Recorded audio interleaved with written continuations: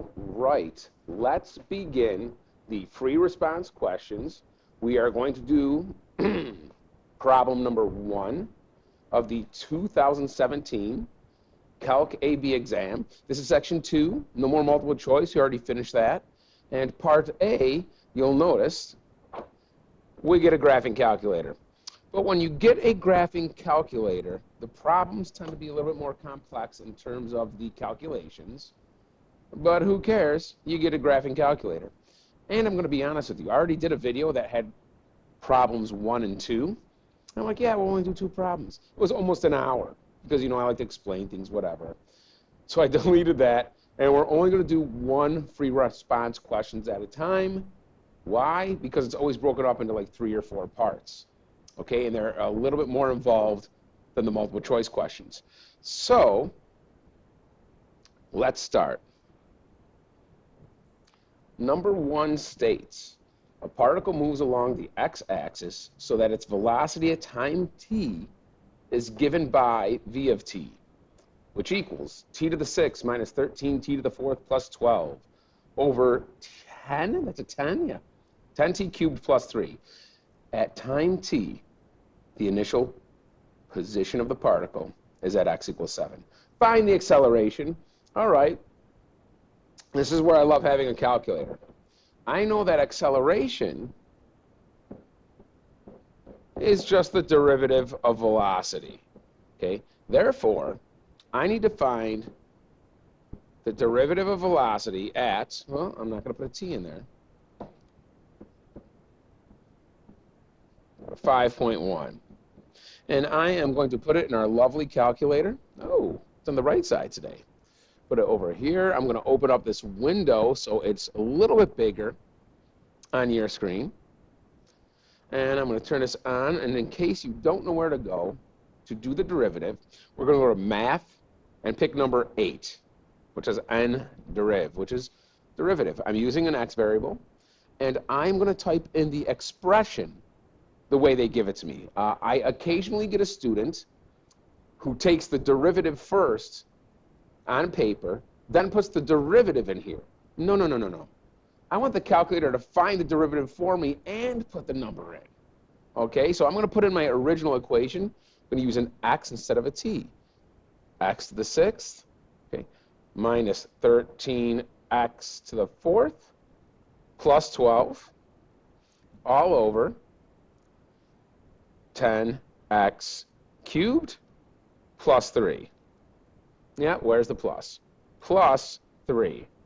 Okay, and I want my x to be 5.1. That's exactly what I want. And I always take a moment just to look at my calculator, make sure I entered it in correctly. And I did. And I press enter. 6.491.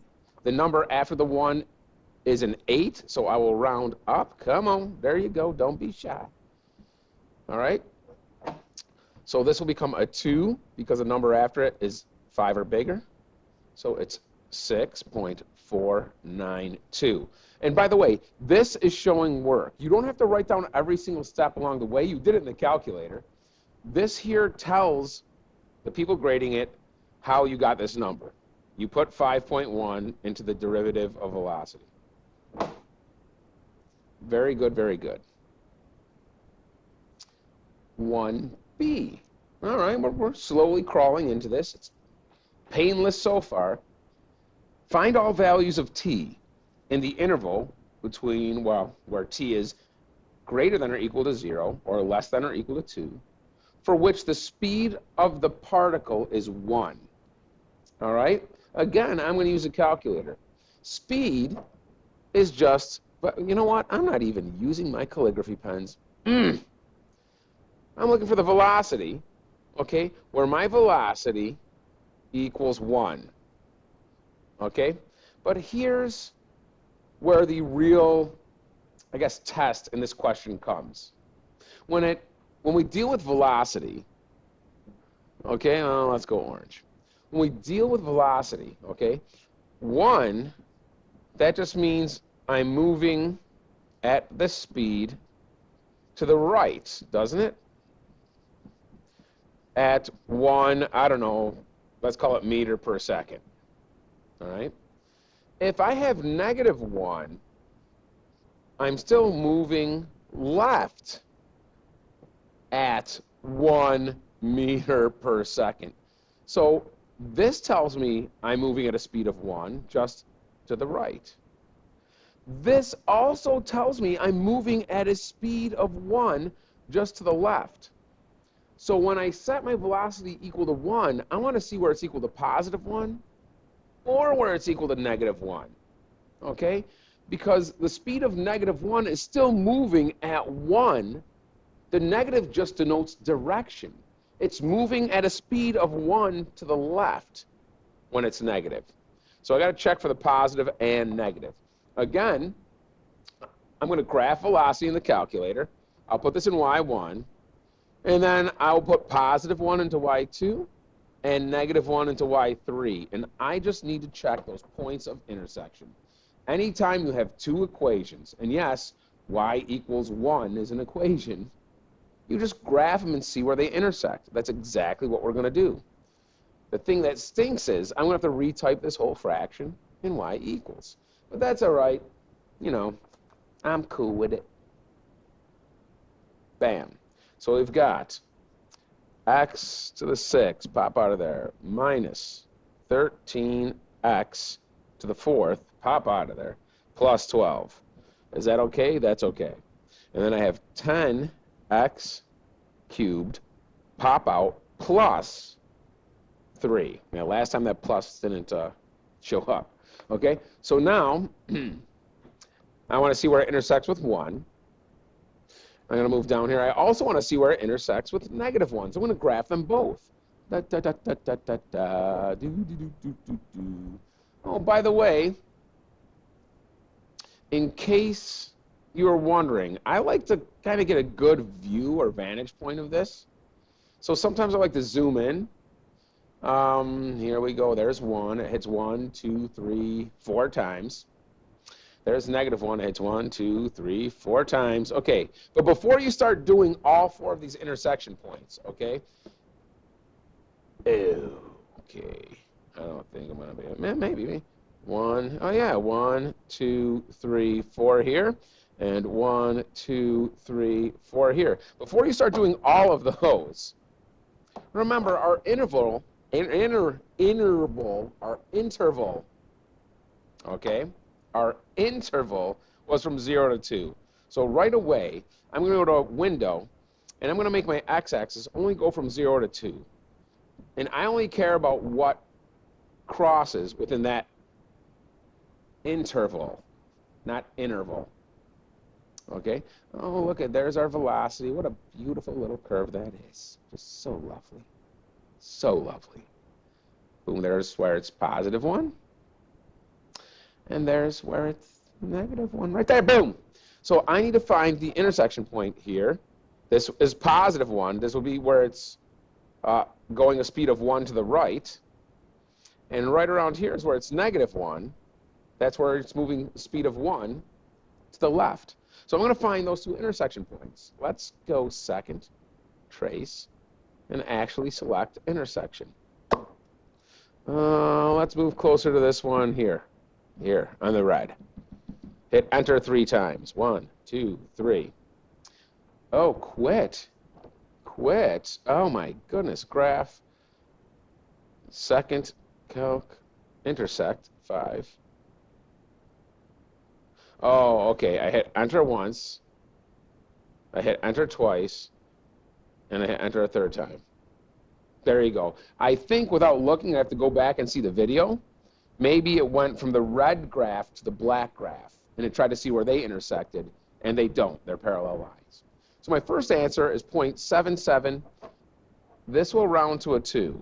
So 0.7, so I'm just going to write this here, 0.772, so I don't forget it.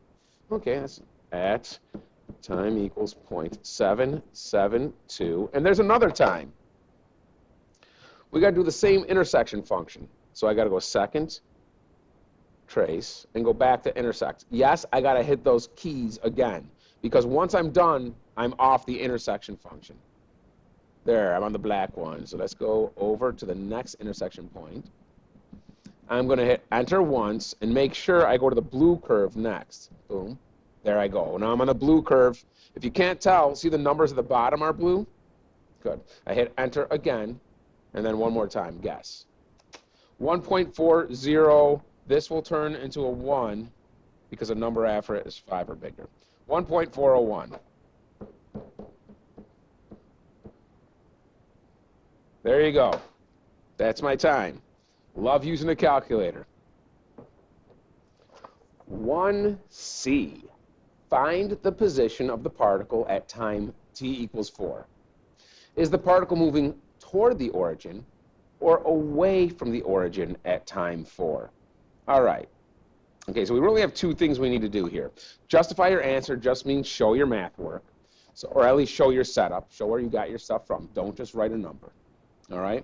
So if I have, okay, let's just quickly review. We have position, velocity, acceleration, okay? This is one derivative away, right? They're always one derivative away from each other, all right? But if I go backwards, that's one integral away, right? So if we want to go from velocity to position, I just take the integration of velocity, okay? Simple. So here we go. Where is the particle at time 4? Find the position of the particle at time 4. So I'm going to integrate velocity. Okay, again, I'm going to have to type that into the calculator from 0 when it started at time 0 to time 4 and see where it is, because I'm going to look for position. All right? So let's do just that. Second quit. Oh. I wonder if I can go up there and hit 2 bits. Let's see if I can do this. Enter. If I delete just the dx, but that's a function. It's probably going to delete everything in there. I'm trying to get lazy now, kids, but, you know, delete. Oh, nice. Now I want to integrate this. So math 9 from 0 to 4. If I pop out here,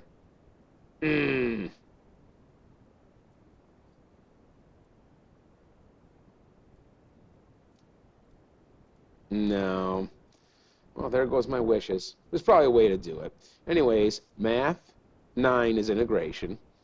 And let's get rid of this thing right here. And I'm going to go from 0 to 4. Alpha y equals, enter. I have a fraction, my favorite fraction from the day. X to the 6th minus 13 x to the 4th plus 12 all over 10x cubed. Pop off that, plus 3. All right, and my dummy variable is the x. Boom. Still thinking. There we go. So I'm going to move this out here for a second. Bam. Okay. So my answer for right now is negative 0.288. We'll leave this in 8 because the number after it is less than 5. Notice I'm going 3 decimal places for everything, and you should too, unless it specifically tells you otherwise. Okay? All right, so this is what I got. However, if we go back to the original equation, what does it tell us? This is very important to answering 1C correctly. At time 0, it's starting. Okay, initial position is at 7. It doesn't start at 0. So what does that mean? That means if I have a number line, and if they don't tell you anything, okay, your particle is going to start at position 0. This is position. Okay? At time 0, it's going to start here. So I've got this little particle right here. Okay? If it's now here, I would just move, you know, to negative this way to negative 0.288, whatever. However, we started at 7. Okay, so I'm going to move back negative 0.288 from 7. my time 0 was here, and at time 4, it moved this way. Okay, it didn't move from 0 because it didn't start here. Okay, so what I got to do is really, I started here, and I got to add this movement. What I do to one side, I got to do to the other. Okay, so I'm going to take my calculator, and I'm just going to add 7 to that answer, and it is technically at position 6.712. That will round to a 2 because the number after it is 5 or bigger. So 6.712. That's its position at time 4. But we had to answer 2 things. Okay, we had to answer 2 things. That's the first. The second thing says, is it moving toward the origin or away from the origin at time 4? All right. Now, just because it's here at 4, all right, doesn't mean it's going to keep on going this way. Maybe it's stopped and it's going to go back. Okay, so is it going to continue to move toward the origin, or is it going to move away from the origin? Remember last problem, how I told you that whether velocity is positive or negative tells you the direction? Well, let's just find out v of 4. Okay, let's find out v of 4. And if it's positive, it's moving to the right or away from the origin. And if it's negative, it's moving to the left. This is not velocity. Don't just look at that and say it's negative, it's moving left. You need to figure out what the velocity at time 4 is. Which means, guess what we're putting in a calculator? At time 4. Actually, you know what? I'm going to cheat. We already have this in here. Okay, I'm just going to delete this. I'm going to delete this. I want the y value when x is 4, so I'm just going to look at my table. Okay, at time 4, I get this. 780 over 643. Well, let's do 780 divided by 643. That's what I got. It's 1.213. Okay, really, it doesn't matter what the number is, just the sign. Okay, right there you are. Put it right here. 1.213. That's a positive 1.213. So guess what? It's moving right, which means it's moving away from origin. Origin. Oh, I'm going to have to write on here. Okay. Away from the origin at time equals 4. Okay, so we need to answer 2 things. First answer, the position at time 4. Second answer,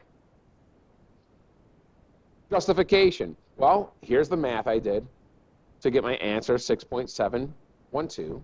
And here's what I did to figure out if it's moving to the right or left. So my little blue dot up here in the corner, it goes here at time 4, but then, boom, it's going to be moving right. Okay? Okay. Not too bad. Number 1, D. Last one for number 1. The first free response question. During the time interval between 0 and 4, does the particle return to its initial position? Give a reason for your answer. All right, well, all right. So what I'm going to do here is I want to see, all right, I want to see when the particle stops. I'm actually going to graph the velocity so I can see the direction it's moving and when it stops. Okay? In other words, if velocity is positive, it's moving right. If velocity is negative, it's moving left. If velocity is 0, it's stopped. Okay, so just by looking at the graph, I can tell its movements. When it's moving right, stopping. When it's moving left, stopping, and vice versa. So the first thing I'm going to do is graph velocity, which, oh, by the way, it's in there, thank God. And this time, my interval should go from 0 to 4. All right, 0 to 4. So I'm going to go to my window. I'm going to go from 0 to 4. And I'm going to graph that. Let's see what we got here. Okay, that same beautiful curve, down, down, down, down, down, down, down, up, up, up, up, up, up, up, up, up, up, up, boom.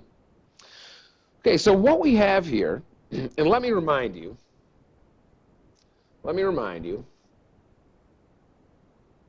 okay, that this is the graph of velocity. Do this in blue. This is the graph of velocity. Okay, velocity with respect to time, because this is time, the x-axis, that's really your y variable. So anytime my y is positive, my velocity is positive. My y's are positive when I'm above the x-axis. So from here to here, all of these points that I have the green line on would have a positive y value, therefore would be positive velocity. If velocity is positive, that means it's moving to the right from that time frame. And oh, by the way, this happens at time 1. So it moves right at time 1. At time 1, it then stops because my velocity is 0 right here. And anything below the x-axis would have a negative y value, right? If the y value is negative, that means the velocity is negative. So from here to here, we have negative velocities. That means it's going to move left in that time frame until it hits this point right here, which we don't know yet, and it's going to stop again. 0. The x-axis makes y 0. All right? And then after that, it's positive again, and it's going to move right. Okay? So, in summary, it's going to move right, it's going to stop at 0, then it's going to move left, then it's going to stop at this point, we got to figure it out, then it's going to move right again. All right? Okay, let's figure out what that other 0 is. So I'm going to bring this up, go second, calculate the 0. And I've got to make a bow tie. That's what I call these things, because these two arrows point to each other and they look like a bow tie. If they point away from each other, you've done it wrong. Left bound. Anywhere left of your 0. Can I be here? Yeah. Can I be here? Sure. Here? Okay. Here? Why not? Anywhere left. I hit enter and I set it. Now it switches to right bound. So I got to go right of my 0. So right there. I could be anywhere. Right there. Enter. You see how it looks like a bow tie, how they point to each other? I could put them real close and it would really look like a bow tie. If the arrows point in opposite directions, if this one pointed this way and this one pointed to the right, you would get an error. They need to point inside the interval. Asking you to guess. Sure, boom. 3.59, we will call this a 6. Okay, 3.596. So here we go.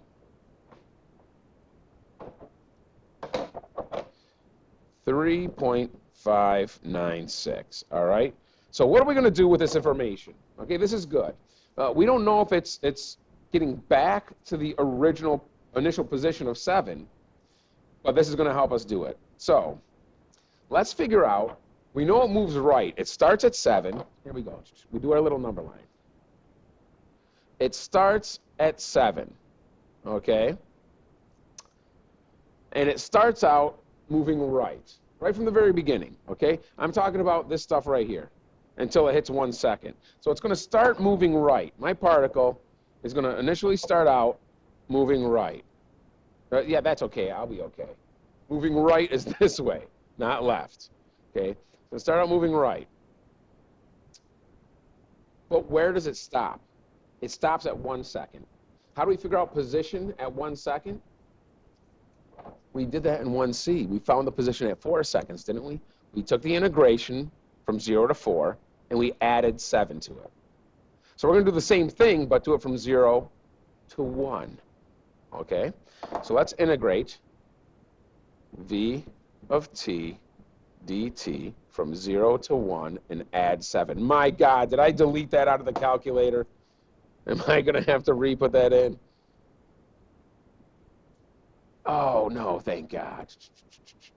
So I'm going to say 7 plus, and I'm going to come back up here. Boom.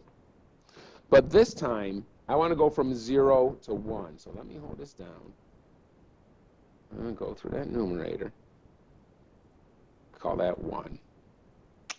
And this is where it's going to stop, at 9.404, okay? 9.404. So, 9.404. It's going to move right here, then it's going to stop, okay, at 1 second. This is at time equals 1. Moves right and stops there. Now it's going to move left again. This is where the work we did in the previous problem, 1C, is going to help out. From 1C, we know that this, at time 4, put us where? Where did that put us? That put us at 6.712. Which is, I don't know, right here.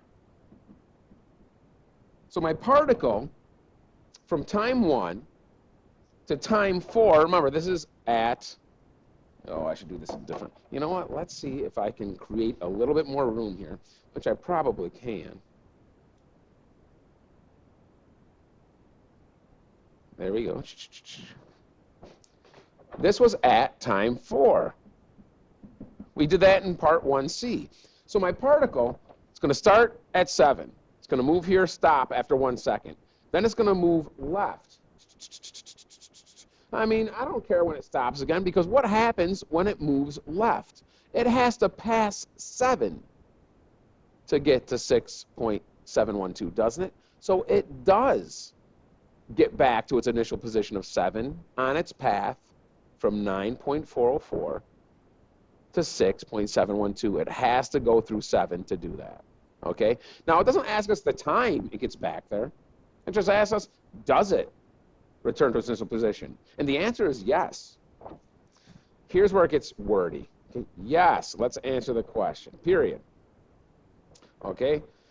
At time equals 1, the particle, which I'm going to abbreviate, part, is at 9.404. At time 4,